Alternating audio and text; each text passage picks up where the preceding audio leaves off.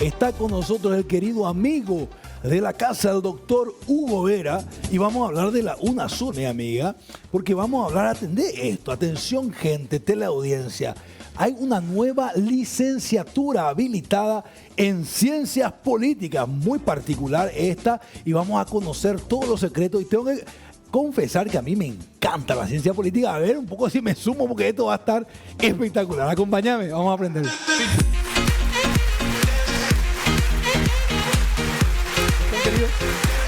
Bienvenido. Muchísimas gracias por recibirme nuevamente. Un placer estar con ustedes. Tu casa esta, ¿eh? Muchas gracias. Literalmente. ¿Cómo está, doctor Hugo? Qué linda noticia. Se habilita una licenciatura en ciencias políticas en la UNASUR. ¿Es así? Asimismo, estamos lanzando la licenciatura. Está arrancando la semana que viene, el martes. Ya nomás. Ya nomás. Ya tenemos muchos inscriptos. Y lo que quiero comentar es la particularidad de esta carrera, porque de hecho su origen mismo, ¿verdad? Surgió, y es algo que a mí, yo estoy hace mucho tiempo en educación y es algo que me llamó tanto la atención. Surgió del pedido de los propios alumnos, porque nosotros tuvimos una experiencia justamente con la Universidad UNASUR y la ANR, en donde el año pasado hicimos, ejecutamos un proyecto muy interesante que tiene que ver con las ciencias políticas, que era el diplomado, ¿verdad? De hecho, de este año también con mucho éxito también arrancó. Ya son más de 7.000 inscritos ahora. Entonces, la semana pasada. La semana pasada arrancó eso. Y los propios alumnos dijeron, bueno, nosotros queremos más. Porque el método era diferente, el método, los elementos que tiene que tiene el diplomado. Bueno, entonces, hablando con las autoridades de la universidad, dijimos, bueno, ¿por qué no? Si la gente lo está pidiendo, entonces hagámoslo, ¿verdad? Entonces, surgió de esa manera. Y como a mí me gusta mucho lo que es las ciencias políticas, tengo mucha pasión sobre eso, bueno, la universidad me ofreció el cargo de decano y bueno, acepté y entonces ya estoy iniciando también esta nueva, digamos, aventura de vida que es realmente la que me apasiona, que es la educación. Y ahí estamos, ¿verdad? Qué bárbaro. Esto se dio porque normalmente el estudiante no tiene tanta pasión por seguir, normalmente digo, ¿verdad? Entonces, que se haya generado a partir de un diplomado, ¿verdad? En la ANR, el pedido, la demanda, en el buen sentido de la palabra, en términos de mercado, de parte del estudiantado, me parece un golazo, ¿verdad? Totalmente, porque de hecho que la educación tiene ese poder de transformar vidas, siempre y cuando se haga no solamente con los ingredientes justos. Ahora vos le podés dar a un cocinero A y a un cocinero B los mismos ingredientes y quizás la comida no le salga igual de rico. Entonces es porque hay pasión en lo que haces y es justamente lo que nosotros estamos teniendo. Tanto así que hay demasiados elementos distintivos con otras universidades la que vamos a tener, ¿verdad? Y bueno, yo creo que eso hace la diferencia también. Primero, doctor, me gustaría que nos explique un poquito qué son las ciencias políticas para aquella persona que no conoce y a partir de ahí después, ¿qué nos distingue de otras carreras, de otras ciencias políticas? Absolutamente. Las ciencias políticas tiene que ver con el estudio, si vamos a una definición más reduccionista, el estudio de la conducta humana, porque es el ser humano el centro de todo, ¿verdad? O sea, el ser humano es el que se relaciona, es una interrelación social. Entonces, la ciencia política lo que hace, trata de explicar desde el punto de vista antropológico, sociológico, económico. Bueno, tiene muchas ciencias otra vez incluidas dentro, por eso se llama ciencias políticas. Y etimológicamente viene de la antigua Grecia, la administración de la polis, ¿verdad? Pero las polis eran las ciudades-estados de Grecia, ¿verdad? Entonces, con los filósofos que ya en esa época ya tenían, de hecho, muy pocas veces se da esto de que en su propia época ya eran muy, muy fuertes, como Platón, Aristóteles, Aristófanes. Ellos hablaban mucho del gobierno ideal, ¿verdad? Nace la idea de Platón de la sofocracia, el gobierno de los intelectuales, o de Aristóteles, que era la politeia, ¿verdad? El gobierno de las leyes. Y así se fue, digamos, fortaleciendo filosóficamente eso y después, bueno, en la historia se impuso la idea platónica del rey filósofo, del despotismo ilustrado, Pero cuando caen los sistemas monárquicos, nacen en realidad los sistemas republicanos expuestos por Aristóteles, ¿verdad? Entonces, conocer el pasado hace que te fortalezcas más y sepas realmente dónde estás parado. Y ese concepto de la política es la búsqueda del bien común. ¿Qué opinión te merece? Esa es una definición de Platón. Entonces que Platón tenía una idea del bien común, de la propiedad común, a diferencia de su discípulo que era Aristóteles, que tenía que era más de la propiedad privada, ¿verdad? Entonces la búsqueda del bien común tuvo más relevancia en el sentido de que la idea platónica acompaña el gregarismo. Por eso es lo que es importante estudiar las distintas ciencias para entender la conducta humana. ¿Por qué somos gregarios? O sea, ¿por qué nos gusta más lo común que lo particular? Y es porque tenemos un instinto muy fuerte de gregario, ¿verdad? Entonces, eso va uniéndose con todo y entonces vos explicás perfectamente el comunismo, el nacionalismo, explicas todo lo que son corrientes filosóficas colectivistas, ¿verdad? Por eso, o sea, es apasionante y nunca vas a dejar de... Y no solamente, me gustaría sumar esto, y quiero saber si coincidís conmigo, doctor, no solamente las políticas son aplicables a los gobiernos o al servicio público, ¿verdad? La política se usa en una empresa, la estrategia política claro, se usa... todo lo que tenga que ver con conducta humana. Todo donde estemos los seres humanos. Así mismo. Porque en el subconsciente está política, vemos la noticia del diario, y no es eso, solamente. Así mismo, así mismo. Y entonces estamos iniciando la Facultad de Ciencias Políticas en la UNASUR, y algo que vamos a tener y que va a marcar la diferencia, como te había mencionado, es que la facultad, resulta ser que uno de los principales, digamos, problemas a nivel mundial, por eso hay guerras, no es ahora, siempre fue así, el tema de la comunicación.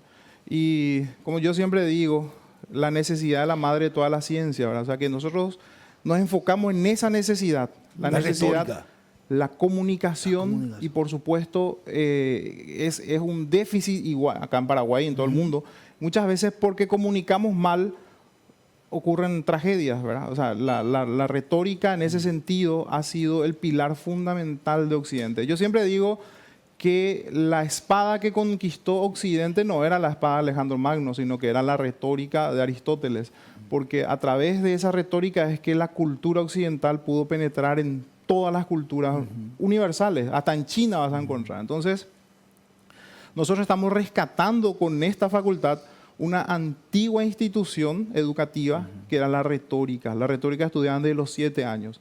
Vamos a tener un club de retórica que va a tener 1 año de duración el curso, va a estar dividido en 3 partes.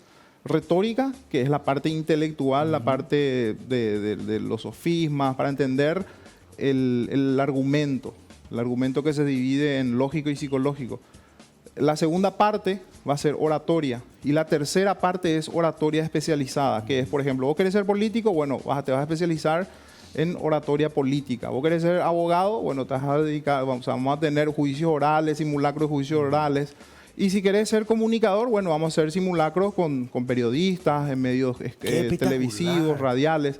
Bueno, y esa va a ser la marca de la Facultad de Ciencias Políticas de la UNASUR. No hay ninguna otra universidad que te va a ofrecer eso. Opa, mucha práctica entonces, mucha aplicación, podemos decir claramente, ¿verdad? Así mismo. Y lo bueno es que no es solo para los alumnos de Ciencias Políticas. Esto es un proyecto ambicioso, queremos que sea transversal a toda la universidad. Todas las carreras van a poder ser parte del club de retórica. Periodismo, derecho, hasta lo de salud. ¿Sabes qué me viene a la mente? ¿Te acordás de las plazas públicas? Sí, el Ágora que era en Grecia. Ágora, en Grecia, ¿verdad? Y ahí ellos aplicaban la retórica, ¿verdad? Así mismo. Hasta ahora, ¿sabes dónde se ve mucho eso? En muchos lugares, pero uno que se ve bastante, se televisa mucho, es España. España tiene mucho en su congreso. Claro, porque le dan énfasis a la preparación del político. Y como uno le ve al presidente español ahí, que yo no estoy tan de acuerdo con su filosofía, pero le escucha al de Vox y tiene que escucharle 1 hora ahí y después viceversa, ¿verdad? Totalmente. Y ahí, doctor, quiero entrar un poco, mezclar un poquito esto con el tema de nuestra historia paraguaya, ¿verdad? Porque, vos sabés, nosotros somos amigos, a mí me gusta mucho la historia igual que a vos, y hay que reconocer que hemos tenido dificultades para entendernos conversando en nuestro país, ¿verdad? Sí. Si uno mira la historia, las cosas se han resuelto a balazo, principalmente en el pasado. El siglo XX lleno de revoluciones, lleno de golpes. ¿Por qué nos cuesta tanto? ¿Te parece que la falta de estudio de la retórica puede ser un condimento importante? Bueno, la retórica se fue dejando de lado hace más de 100 años. Nuestros orígenes tienen que ver más bien con modelos políticos que se fueron adoptando. Resulta ser que en algún momento se fue dividiendo Occidente en dos modelos. El modelo del common law, que es los ingleses, todo lo que es los anglos. claro, todo lo que es la costumbre, el derecho. Entonces, la parte, digamos, de continental, por decirlo así, de Occidente, que es Europa, quedó con lo que es el derecho positivo, el derecho escrito. O sea que fue más fuerte el personalismo, los reyes denominados déspotas ilustrados. Entonces eso hizo que culturalmente nos fuimos eso absorbiendo por centenarios, por décadas, centenas. Era algo que imposible sacarnos de nuestro ADN. Entonces eso formó una cultura.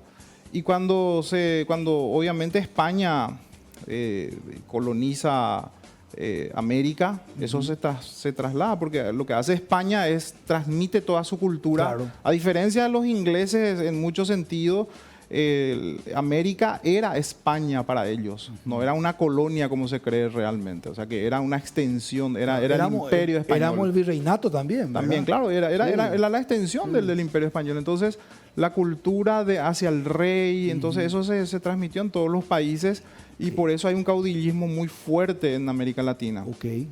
Vos te subís acá a un taxi hasta hoy Sí. y le preguntás al taxista, ponele que vos sos un argentino, venís y le decís, ¿cómo se llama tu presidente? Al toque te va a decir. Claro. Vos te vas a Suiza y le preguntás eso al taxista, ¿cómo se llama el presidente de tu cantón? ¿Qué te va a decir?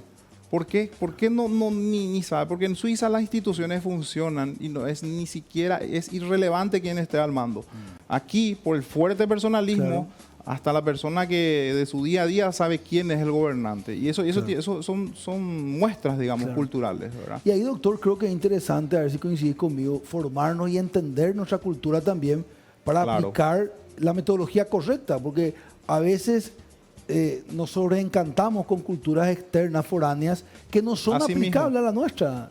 En el ojo le diste, por eso es importante el tema de las ciencias políticas. Porque una cosa es hacer política, que todos somos, bueno, esa es una definición aristotélica, el sum politikons, todos somos animales políticos, ¿verdad? Por naturaleza lo somos políticos, Claro. ¿verdad? Porque somos gregarios, ¿verdad? Pero la ciencia política lo que hace es te da herramientas para interpretar, por ejemplo, la hermenéutica. ¿Por qué no puedes aplicar leyes de Inglaterra a Paraguay? Por una diferencia cultural tremenda. Aún así, el globalismo intenta hacer eso. Eso es un problema muy grande que hay ahora. Que hay hoy, ¿verdad? Claro, que hay un choque cultural y los romanos, que eran maestros de lo que era el derecho, decían que lo único que tenés que tener en cuenta cuando legislás es que no choque contra la costumbre. Imagínate que hoy agarramos y decimos, bueno, está prohibido el tereré.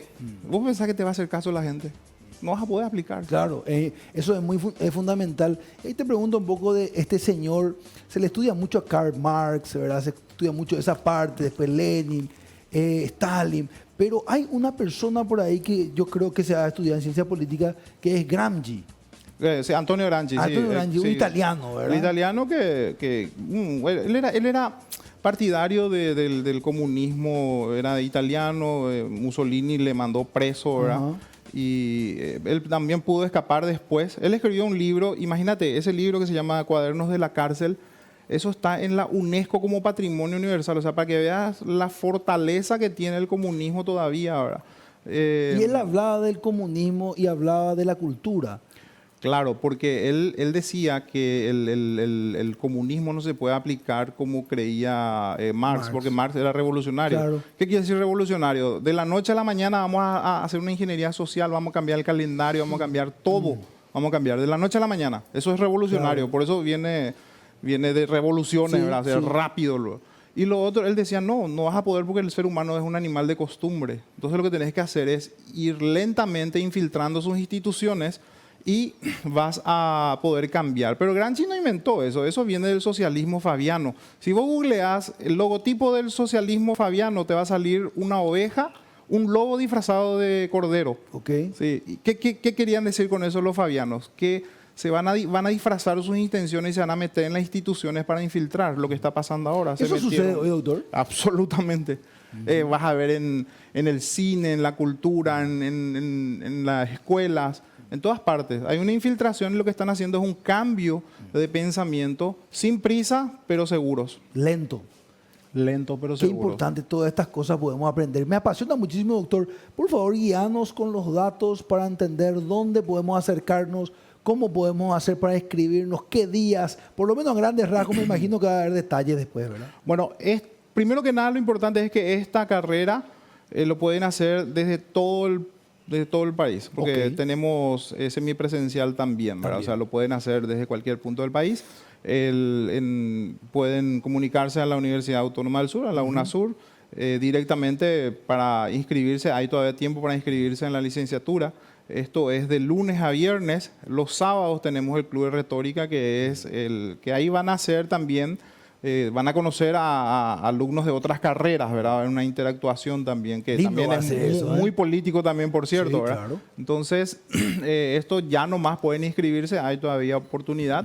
Y son bienvenidos todos, ¿verdad? Todos los que quieran estudiar y fortalecer el conocimiento de las ciencias políticas y, por supuesto, que vaya mejorando también la cultura y la política en Paraguay, ¿verdad? Claro, qué espectacular, me encanta esto.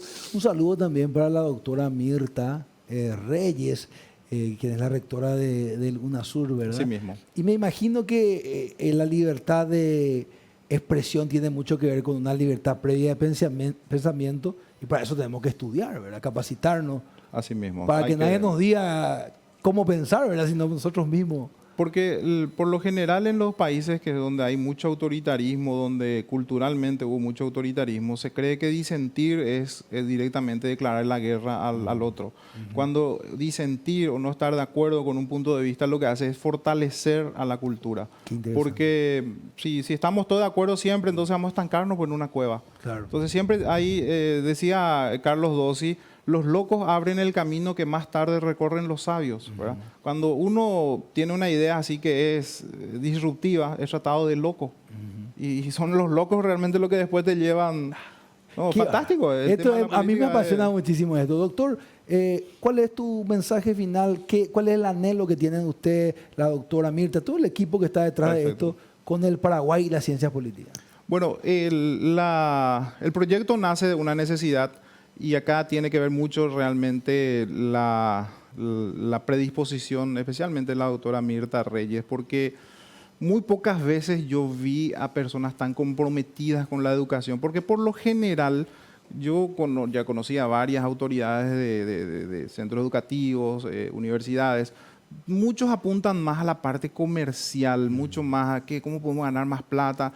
Muy pocas veces se está enfocando desde esta perspectiva y eso tiene que ver mucho la visión de Mirta Reyes, porque cuando hablamos y le trajimos, mira, vamos a entrar en un partido político para hacer capacitación, porque ahí no se pide ni afiliación ni nada, ¿verdad? Pero ella podía decir, no, discúlpame, nosotros no podemos trabajar ahí porque es un partido político, lo que sea, porque hay muchos sesgos.